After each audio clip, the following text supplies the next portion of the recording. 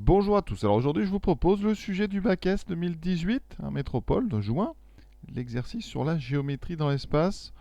Comme d'habitude, eh bien, on travaillera avec GeoGebra. Je vous mettrai le lien pour ceux qui veulent regarder la figure. Et donc, on nous dit quoi? Eh bien, que le but de cet exercice, c'est d'examiner les hauteurs d'un tétraèdre. Voilà. Est-ce qu'elles sont concurrentes ou pas? Et donc, première partie, on va étudier des cas particuliers. Et on vous rappelle que dans un tétraèdre, une hauteur issue d'un sommet, c'est une droite passant par ce sommet, d'accord, donc passant par M, et qui va être orthogonale au plan NPQ. Pour tous ceux qui ont un petit peu de mal avec cette notion d'auteur, donc voici un tétraèdre, voilà, j'ai tracé ici. Donc je vais tracer la hauteur donc issue de D. Alors la hauteur issue de D, elle va être orthogonale à la face, donc ici, qui lui fait face, donc la face ABC. Donc je vais dessiner le plan ABC, que vous le voyez bien ici. Donc ça c'est un plan, voilà. Oui, ça c'est le plan donc ABC qui contient la face donc ABC. Et on va projeter le point D sur cette face. Donc ici j'indique le point, j'indique le plan, et oui, j'ai projeté. Donc ça ici en fait ça fait une droite orthogonale passant par D, et ici donc orthogonale au plan bleu. Alors ici vous voyez, donc on a l'orthogonalité. Ici si vous voulez, eh bien la hauteur c'est cette droite. Cette droite là c'est la hauteur du tétraèdre, donc passant par D et orthogonale à la face opposée. Voilà. Ici, le point d'intersection entre derrière cette droite et le plan s'appelle le projeté orthogonal. Voilà. Et on peut comme ça avoir pour chaque sommet, on peut avoir une hauteur. D'accord? Donc on va les regarder toutes. Alors, par exemple, la hauteur, alors je vais enlever le plan parce qu'après on ne va plus rien y voir. Donc le plan, ça doit être ça. Voilà. Maintenant, je vais tracer une deuxième hauteur, celle qui est issue de A, vous voyez. Donc je vais mettre en évidence le plan qui lui fait face. Voilà, ça c'est donc le plan d'en face. Et je vais tracer l'orthogonale à ce plan passant par A. Donc j'indique le point, le plan. Et voilà une deuxième hauteur. Vous voyez ici, pour l'instant, mes deux hauteurs, vous voyez, sont concurrentes. Alors maintenant, on va faire une troisième. Alors j'enlève le plan au fur et à mesure parce que on y va. Donc maintenant, on va faire la troisième hauteur, celle qui est issue de C. Voilà, donc j'indique le plan d'en face. Voilà, voici le plan. Je projette mon point C sur ce plan. D'accord, ça peut tomber en dehors. Ici, c'est pas le cas, mais voilà. Et vous voyez, ces trois hauteurs là, par contre, vous voyez tout de suite, elles ne se coupent pas. Donc, effectivement, le but de l'exercice, c'est de trouver des conditions pour que les hauteurs se coupent. Alors, il y a quatre hauteurs. Là, j'en ai tracé trois. Je n'ai pas fait celle qui est issue ici du point qui est là, mais c'est le même principe. Alors, on nous dit qu'on admet que les droites AG, BH, CE et DF sont appelées grandes diagonales. Alors sur un dessin, je vais le faire, mais vous sur votre copie, si vous commencez à tout griffonner, on ne verra plus rien. Donc ici, évidemment, on a AG, BH, voilà. Tout ça, ça s'appelle donc des grandes diagonales. Et CE, voilà. Alors sur mon dessin, moi, elles vont se couper. Alors c'est pas parce qu'elles se coupent sur le dessin que dans la réalité, elles se coupent. Et on admet ici qu'elles se coupent. Alors on peut regarder tout de suite aussi sur GeoGebra. Voilà, donc voici le cube, ici. On va tourner, vous voyez, ces grandes diagonales, je les ai faites en pointillés, elles se coupent effectivement au centre du cube. Voilà, donc on l'admet. Première question, donc on considère le tétraèdre ABCE, donc tétraèdre, c'est une pyramide ici de base triangulaire, donc vous avez la base ABC, et vous avez le quatrième sommet, donc ça c'est la base, et ensuite un quatrième sommet qui va être relié aux trois autres, ce qui forme donc un tétraèdre quatre faces. Voilà. Donc ici, et vous avez ceci. Alors c'est pas toujours facile à imaginer, donc on regarde tout de suite sur GeoGebra. Donc voici mon tétraèdre, je vais faire une pyramide, donc ici j'indique les quatre sommets, donc A, B, C, ici je ferme ma première face, et là je vais aller indiquer la quatrième, CB. Et on regarde en tournant. Voilà donc mon tétraèdre. Et on doit ici indiquer des hauteurs, et on doit préciser la hauteur issue de E. Alors qu'est-ce qu'on peut dire? Il faut donc trouver une droite qui va être orthogonale au plan ABC et qui va passer par E. Alors ce qu'on peut dire, alors, je vais quand même tout expliquer, même si on pourrait peut-être le dire plus rapidement. La droite EA, on sait par construction, parce que c'est un cube, on sait qu'elle est orthogonale à la face ABC. Ça, il n'y a pas grand-chose à dire, mais on va quand même le dire pourquoi. Donc EA est perpendiculaire à AB, EA est perpendiculaire à AD. Hein, donc EA est orthogonal à deux droites, donc non parallèles, donc deux droites séquentes du plan ABC. Hein, le point D est dans le plan ABC. Donc la droite EA est orthogonale à la face ABC. Bon, ça, je pense qu'on pouvait l'admettre et le dire directement, mais je préfère préciser.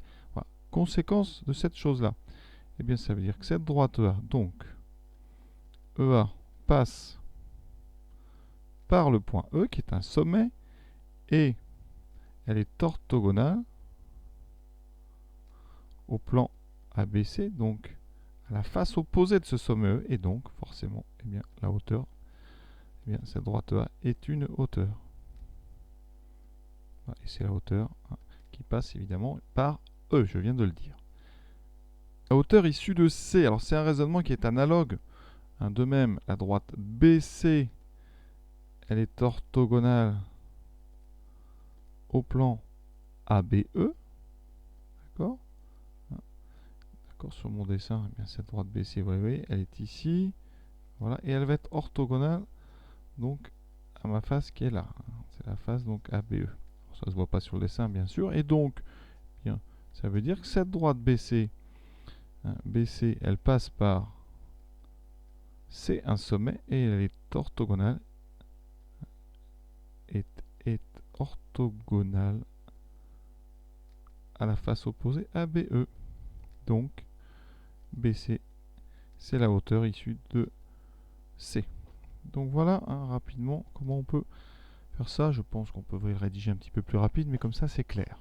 Sur le dessin, on voit bien les angles droits. Donc ici, on voit bien que CB, vous voyez, est orthogonal à la face ABE.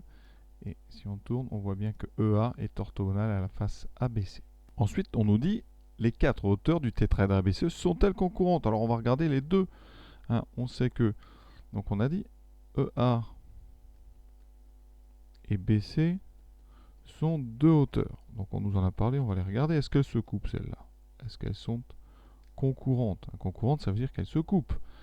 Ici, je vais les tracer, vous allez vite voir. Hein. EA, donc on est là.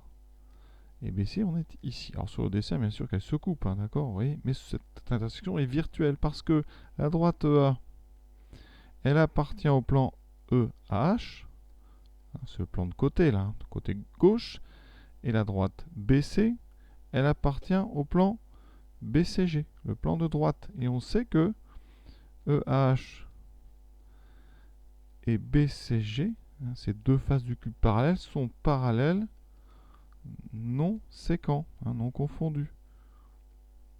Conséquence, eh bien, ça veut dire qu'ils n'ont aucun point commun, donc EA et BC ne peuvent pas se couper, donc ne se coupent pas, et donc elles ne sont pas concurrentes. Elles ne sont pas concurrentes. D'accord? Donc conséquence, puisqu'on en a trouvé deux qui ne sont pas concurrentes, les quatre ne le sont forcément pas.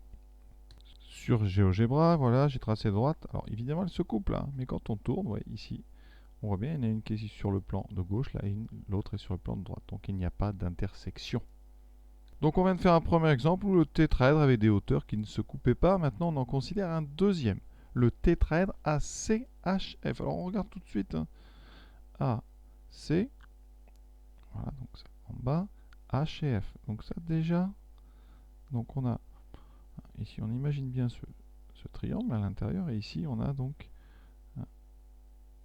notre quatrième sommet qui est en haut. Alors c'est pas très net quand on met pas de pointillés, hein, tout de suite.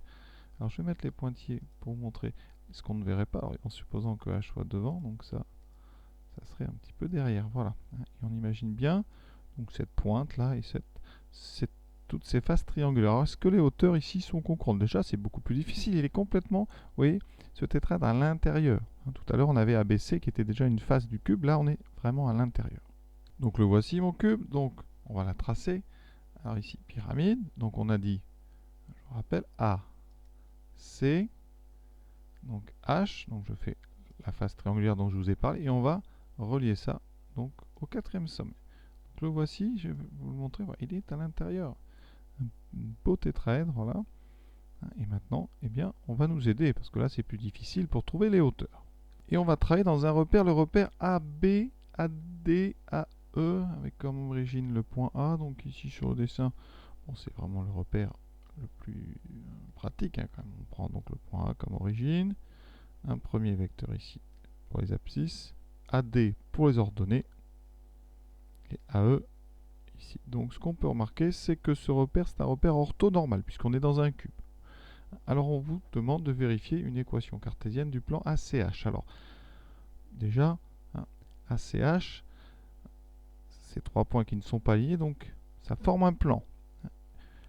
Pour vérifier l'équation, là, quand on vous la donne, il n'y a pas de dissolution. Vous allez vérifier que chaque point ACH appartient à donc, ce plan en vérifiant que les coordonnées de ces points vérifient l'équation. Donc ici, il me faut les coordonnées. Donc le point A, c'est 0, 0, 0. Donc vous voyez bien, il va falloir que je calcule donc XA moins YA plus ZA. D'accord? C'est-à-dire le membre de gauche de l'équation. Ça fait 0 moins 0 plus 0, ça fait 0. On tombe bien sur 0. Donc les coordonnées de A vérifient l'équation. Donc A,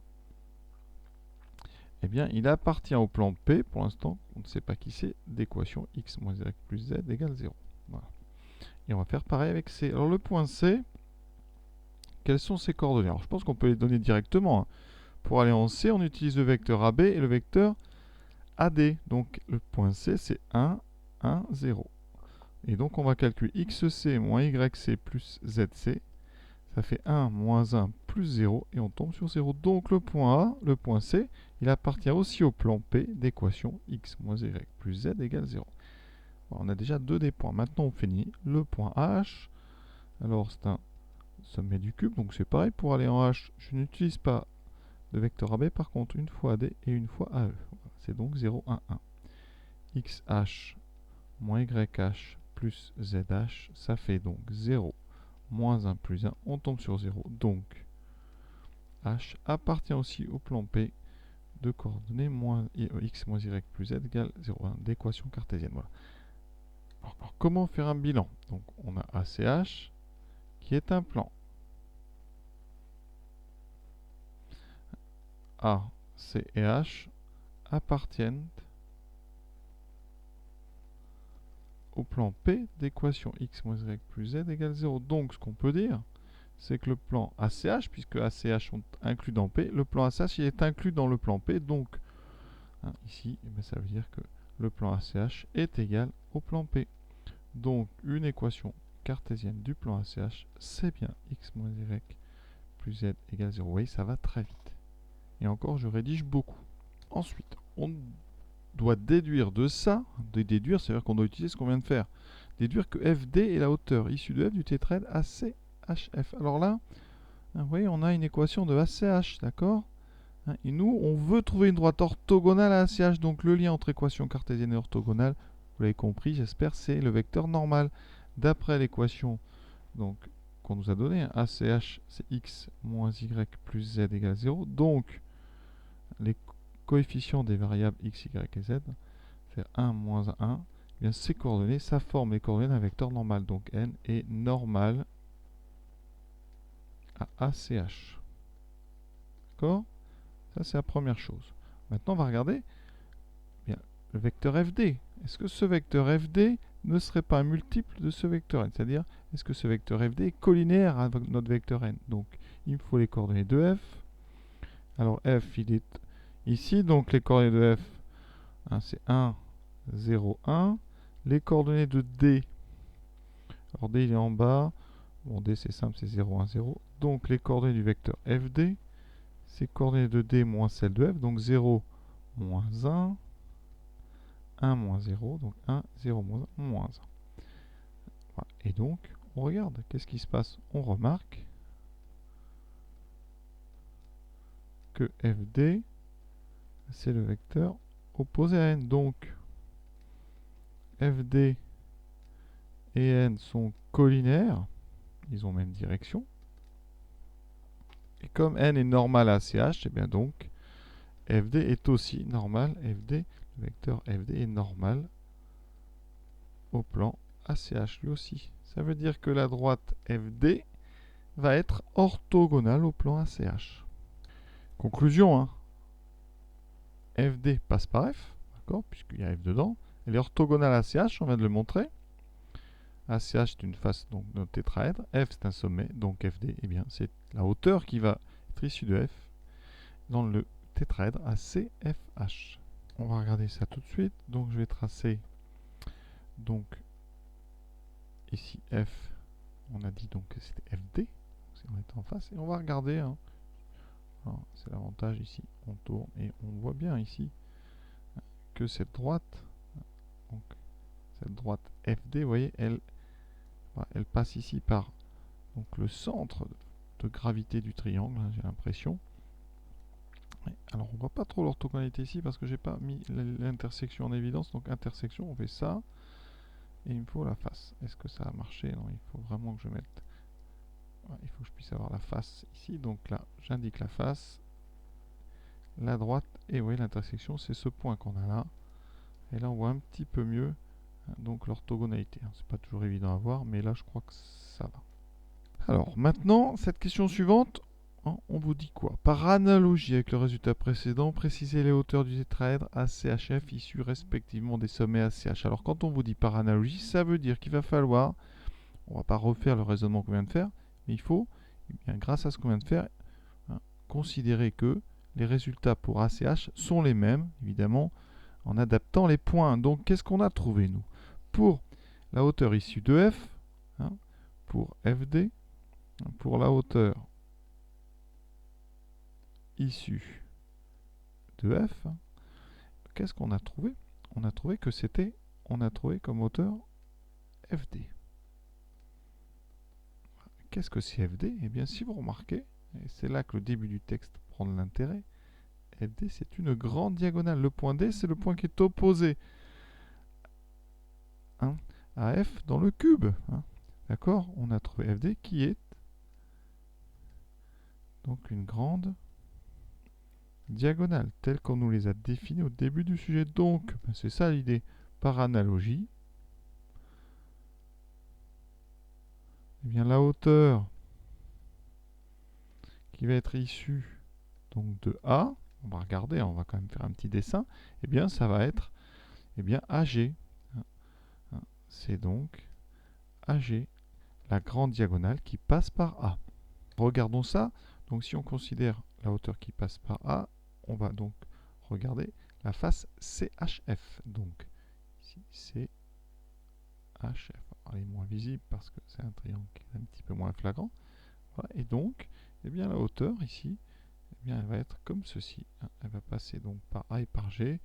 Elle coupera la face quelque part par là. Donc voilà, et pour les autres, eh bien, ça va être pareil. La hauteur issue de C, eh bien, ça va être la grande diagonale qui passe par C. Ça sera donc CH. Et pour la hauteur issue de H,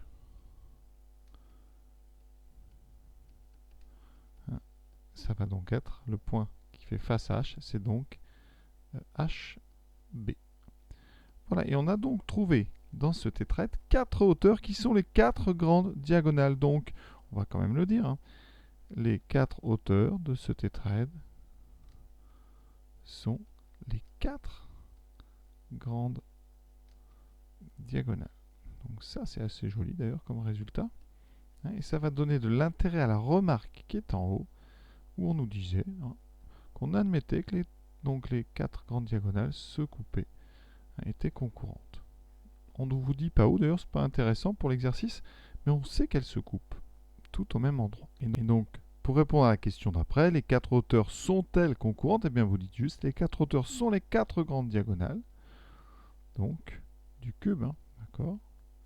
Donc, d'après le texte, donc, elles sont concurrentes, entre parenthèses, d'après l'énoncé. Et voilà une jolie question. Dans la partie B, donc, on va parler des tétraèdres orthocentriques. Alors, on nous dit quoi? On prend un tétraèdre, donc il est dessiné, on le voit bien, et on prend 2 hauteurs, issues de sommets M et N, et ces 2 hauteurs sont séquentes en un point K. Donc ça, on l'admet, voilà, c'est comme ça. c'est ce qu'on appelle certainement un tétraèdre orthocentrique. Voilà. Et donc, on va vous poser quelques questions. C'est assez rapide, plutôt étrange parce que ça a l'air très simple par rapport à tout ce qu'on vient de faire. Voilà. Et donc, on vous demande d'abord de justifier que la droite PQ est orthogonale à MK. Alors, PQ sur le dessin, vous voyez, elle est ici. Voilà. Et qu'est-ce qu'on sait dans le texte? On sait que la droite MK, qu'est-ce que c'est? C'est une hauteur. MK est une hauteur. Donc MK est orthogonale à quoi? Alors il n'y a pas de S orthogonale. MK est orthogonale, donc c'est une hauteur qui passe par M, donc orthogonale à face opposée, donc orthogonale à PQN, au plan PQN. Donc, elle est orthogonale à toutes les droites, puisque quand une droite est orthogonale à un plan, elle est orthogonale à toutes les droites de ce plan, justement, PQN.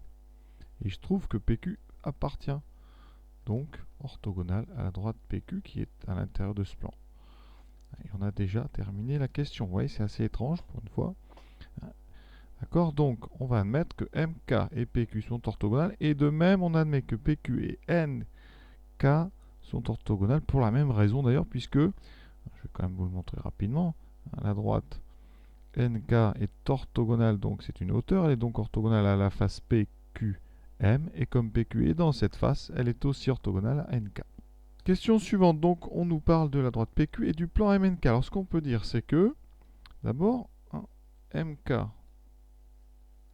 et NK sont deux séquentes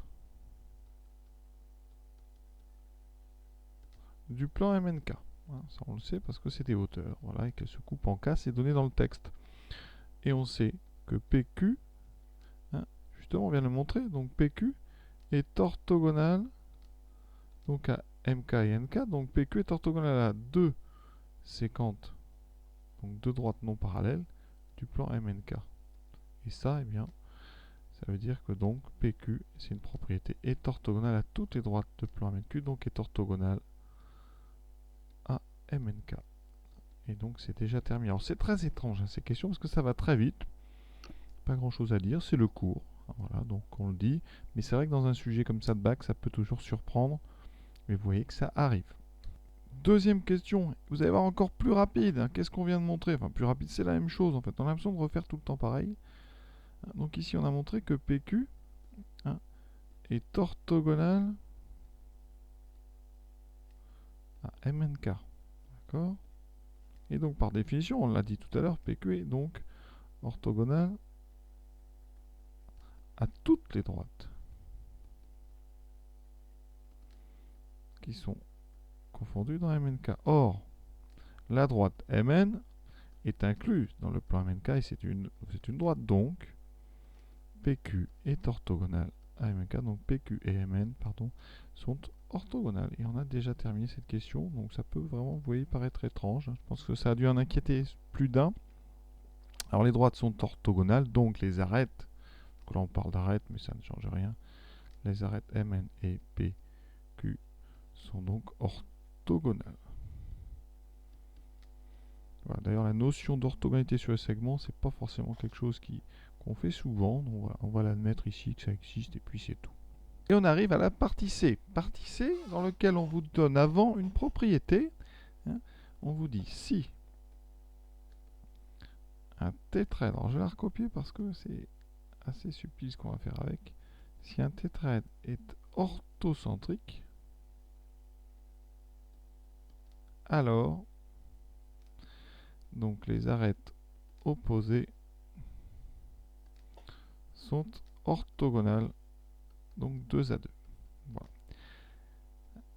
Alors, cette propriété, si on regarde la partie C, la question c'est le tétraèdre est-il orthocentrique?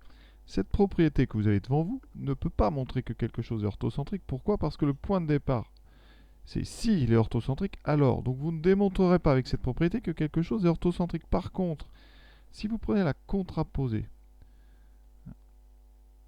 d'accord, la contraposée, je rappelle, si A implique B, vous avez une deuxième propriété, c'est que non B implique non A.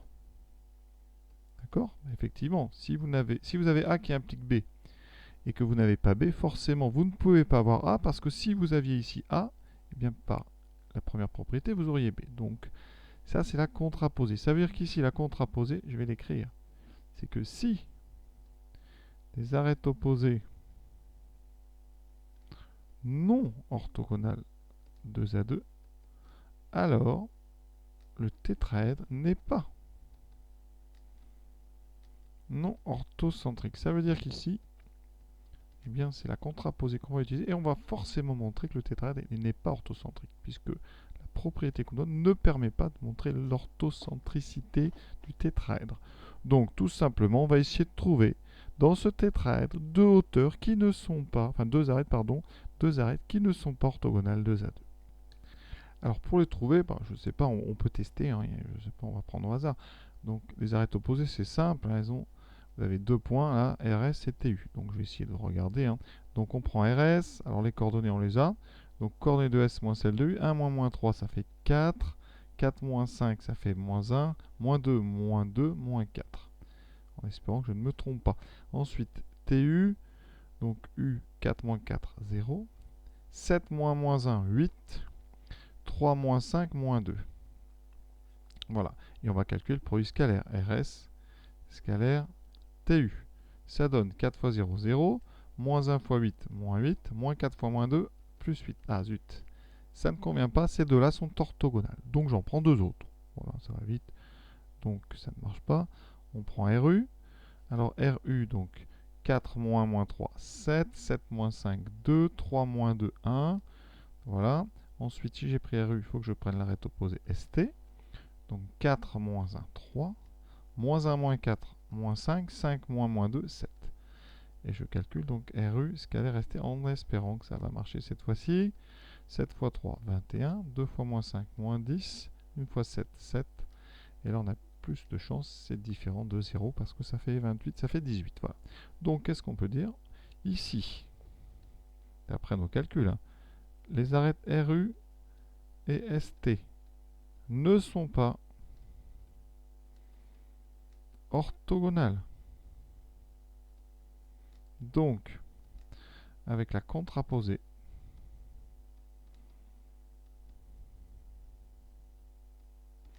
de la propriété qui est donnée, de la propriété, on en déduit que le tétraèdre n'est pas orthocentrique. C'est une question difficile, ça, quand même, parce que ça met en jeu de la logique, l'utilisation d'une contraposée, donc c'est assez subtil. Ensuite, après, certains ont peut-être... Mais il y avait un piège, puisque vous voyez, il y a un des produits scalaires qui vaut 0, donc vous avez deux arêtes qui sont orthogonales, donc il fallait évidemment choisir d'autres. Moi, j'ai pris RU et ST. Alors, il y en a d'autres. Hein. J'aurais pu prendre à la rigueur, peut-être, donc j'ai pris RS, RU. On aurait pu tester RT. On va tester pour voir. Alors, RT, donc 4 moins 3, 7, moins 1, moins 5, moins 6, 5, moins 2, 3. Voilà. SU, 4 moins 1, 3, 7 moins 4, 3, 3 moins 2, 5. On calcule RT, scalaire SU. Ça fait 3 fois 7, 21, moins 18, plus 15, effectivement. 36 moins 18, c'est bien différent de 0. Donc on aurait pu prendre aussi ce couple-là.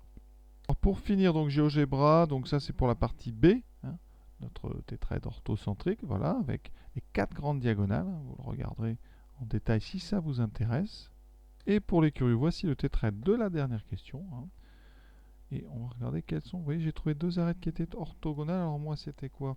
C'était RS et TU. On va regarder. Hein. Donc je vais les tracer. Donc R, S et TU. Donc ça c'est TU. Ça c'est RS. Est-ce qu'elles étaient orthogonales? On va regarder ça. Effectivement, elles ont l'air d'être orthogonales. Alors c'est pas facile de voir de l'orthogonalité. Mais quand on regarde le plan, effectivement, ça veut dire ici. Voilà. Alors, comme ceci, peut-être qu'on se rend compte qu'elles sont orthogonales. Voilà, mais c'est pas très clair. Voilà. Donc c'est juste pour vous montrer rapidement la forme de ce tétraèdre si ça vous intéresse. Voilà. Oui, donc pour ceux vraiment qui veulent le voir, j'ai trouvé un petit moyen. Ici, donc, on va utiliser une fonctionnalité de GeoGebra, c'est plan perpendiculaire. Donc je prends un plan perpendiculaire, donc orthogonal, plutôt à cette droite TU, passant par un des points de l'autre arête. Et vous voyez, ici, donc j'indique le point, j'indique la droite, et j'ai un plan qui se dessine. Vous voyez que ce plan, c'est donc un plan qui est orthogonal à l'arête TU, il contient ici la droite, ici, que j'ai trouvé tout à l'heure, la droite qui était RS. Voilà. Donc on a bien une orthogonalité entre la droite RS et la droite TU, mais c'est pas évident. Voilà.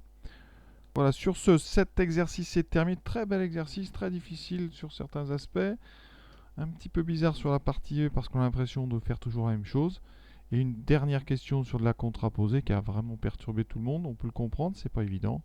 Mais bon, on va dire que c'est des jolis maths. Voilà, à très très bientôt.